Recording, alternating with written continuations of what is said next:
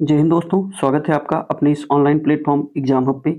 आइए हम लोग 69वीं बीपीएससी को टारगेट करते हुए कुछ महत्वपूर्ण सवालों को देखेंगे और ये सवाल प्रीवियस ईयर पेपर पे आधारित होंगे जो पिछले साल पूछे गए हैं या फिर बीपीएससी के कुछ फेवरेट सवाल रहे हैं जो अक्सर एग्जाम में रिपीट होते हैं।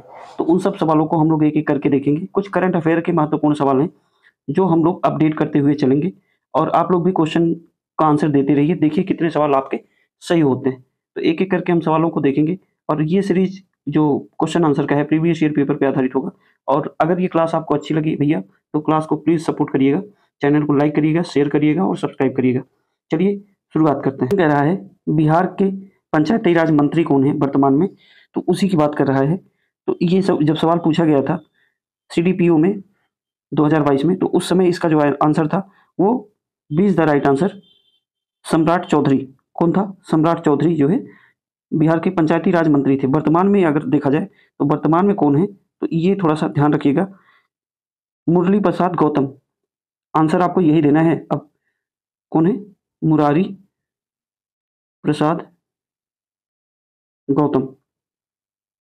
आप लोग पूछते हैं ना कि करंट अफेयर कहाँ से पढ़ा जाए, यही सब जो सवाल पूछा गया है करंट अफेयर का इसी को अपडेट कर लेना है, इसी को अपडेट कर लेना है। तो इसको थोड़ा-सा ध्यान दीजिएगा। मुरारी प्रसाद गौतम जो है पंचायती राज मंत्री हैं, कहाँ के? बिहार के। चलिए अगला सवाल देखेंगे। कम समय में ज़्यादा सवालों को हम लोग कोशिश करेंगे कि हल किया जाए। कह रहा है बिहार में कानून द्वारा गौवध किस वर्ष में प्रतिबंधित किया गया था? 4 ऑप्शन है, 1948, 1949, 1954 और 1955। बताइए इसका जो राइट आंसर है वो क्या होगा? D is the right answer. 1955 में बिहार में जो गौवध से संबंधित जो कानून है प्रतिबंधित किया गया था। कब? 1955 में। इसमें प्रावधान किया गया है सजा का 6 माह की सजा हो सकती है या फिर 1000 रुपया जुर्माना, 1000 रुपीज़ जुर्माना है, या फिर दोनों हो सकता है। ये भी थोड़ा सा ध्यान दीजिएगा। कब? 1955 में। अगला सवाल देखेंगे। क्वेश्चन कह रहा है निम्न में से कौन 2 बार बिहार का राज्यपाल रहा? कौन 2 बार बिहार का राज्यपाल रहा है? बीपीएससी का बड़ा फेवरेट सवाल है ये। बताइए इसका जो राइट आंसर है वो क्या होगा? 3 सवाल यहाँ से बताइए आप लोग। बिहार के पहले राज्यपाल कौन रहे हैं? जब स्वतंत्रता मिली उसके बाद बिहार का पहला राज्यपाल कौन बना है? और वर्तमान में बिहार के राज्यपाल कौन रहे? और ये चौथा क्वेश्चन है 2 बार बिहार का राज्यपाल कौन रहा है? ये 4 क्वेश्चन यहाँ से बनेंगे और हम इसका आंसर देखेंगे। तो ये जो सवाल है बिहार का 2 बार राज्यपाल कौन रहा है, तो इसका जो राइट आंसर है क्या होगा भैया? अखलाक उर रहमान किदवई, मोहम्मद यूसुफ सलीम, मोहम्मद शरीफ कुरैशी या फिर जाकिर हुसैन। तो इसका जो राइट आंसर है वो क्या होगा? ए इज द राइट आंसर, अखलाक उर रहमान किदवई। ये बिहार के 2 बार के राज्यपाल रहे हैं। कब कब रहे हैं? पहली बार ये 1979 में और दूसरी बार जो है 1979 से कब तक रहे हैं ये 1985 तक रहे हैं। उसके बाद दूसरी बार ये बने हैं, ये पहली बार बने हैं। दूसरी बार की अगर बात करें तो दूसरी बार 1993 से 1998 तक रहे हैं। ये दूसरी बार रहे हैं। ये 2 बार राज्यपाल रहे हैं बिहार के। कौन? अखलाक उर रहमान किदवई। अब सवाल ये बनता है कि जो बिहार के पहले राज्यपाल कौन रहे हैं? बिहार के पहले राज्यपाल कौन रहे हैं? तो पहले राज्यपाल कौन रहे भैया? तो आप बताएंगे डेविस शिफ्टन। कौन है? डेविस शिफ्टन। ये बहुत बार एग्जाम में पूछा गया है, डेविड शिफ्टन। ये 1937 से 47 के बीच की बात है। और अगर पूछा जाए कि बिहार स्वतंत्र भारत के पहले राज्यपाल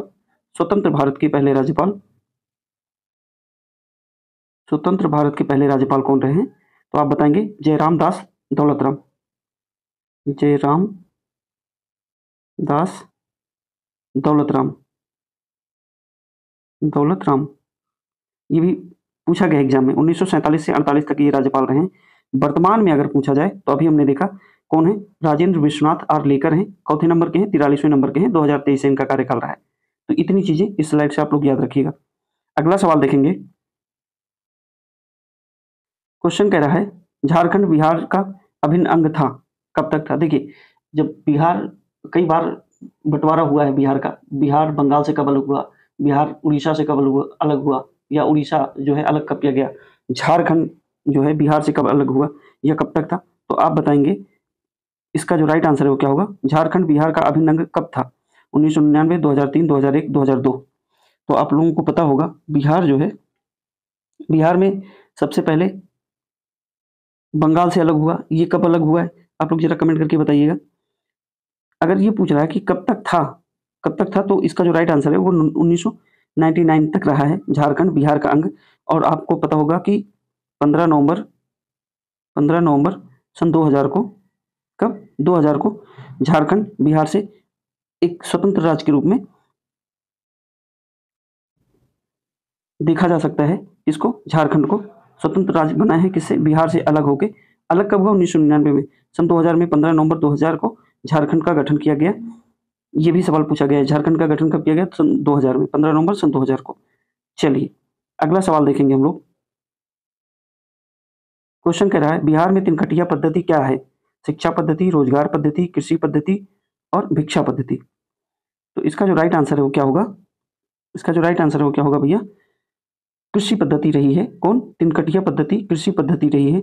आप लोगों ने पढ़ा होगा कि जो गांधी जी गए थे, इसी के लिए चंपारण में आंदोलन हुआ था।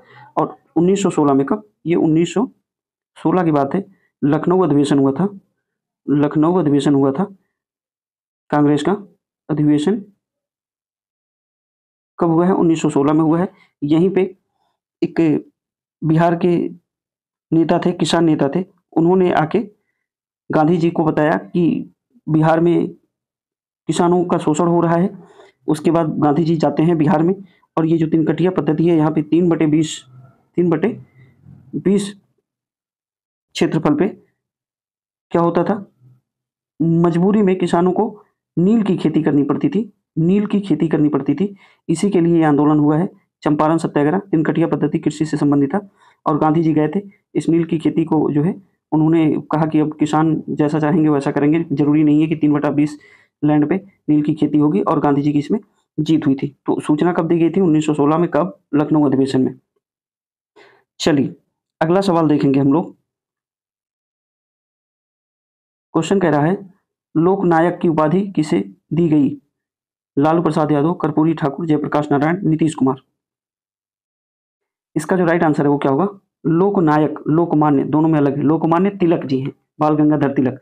और लोकनायक के नाम से कौन जाना जाता है? तो इसका जो राइट आंसर है, C is the right answer, Jayaprakash Narayan ji को लोकमान्य, लोकनायक की उपाधि दी गई थी। ये भी थोड़ा सा ध्यान दीजिएगा। इन्होंने एक आंदोलन चलाया था, संपूर्ण क्रांति आंदोलन। कौन? ये भी एग्जाम में पूछा गया है, संपूर्ण क्रांति।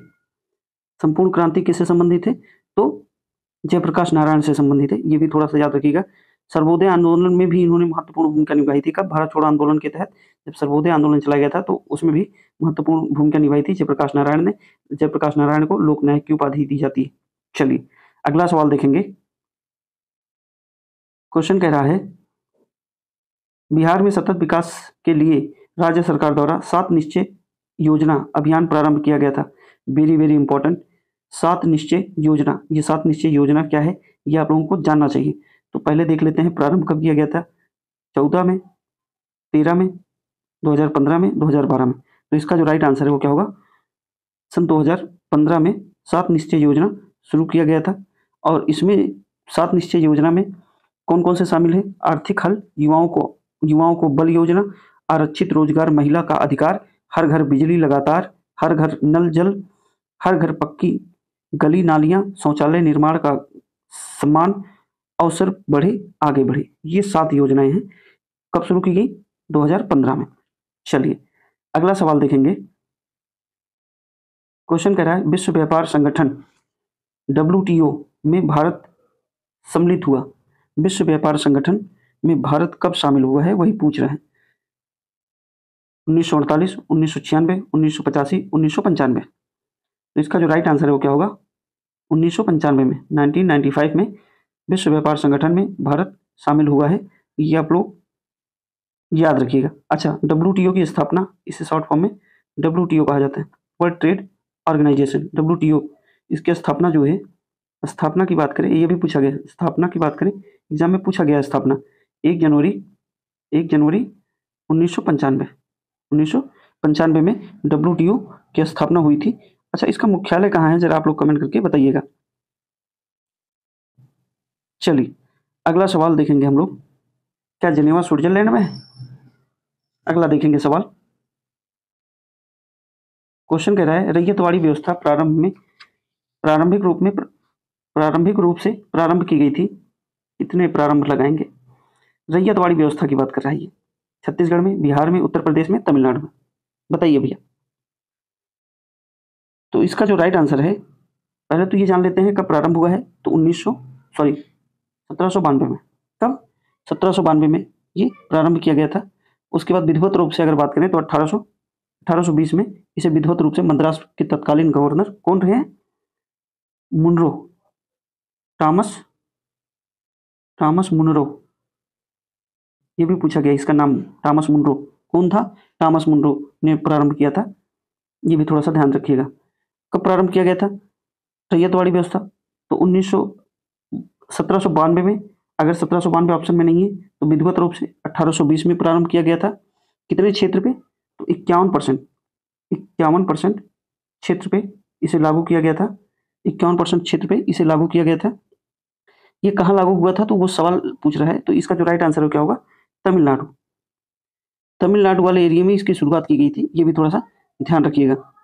और इसे आगे मद्रास, बॉम्बे और असम के कुछ क्षेत्रों पे भी लागू किया गया था। कुल मिला के 51% क्षेत्र पर, सर्वाधिक 51% क्षेत्र पर इसे लागू किया गया था। किसे? रैयतवाड़ी व्यवस्था को। अगला सवाल देखेंगे,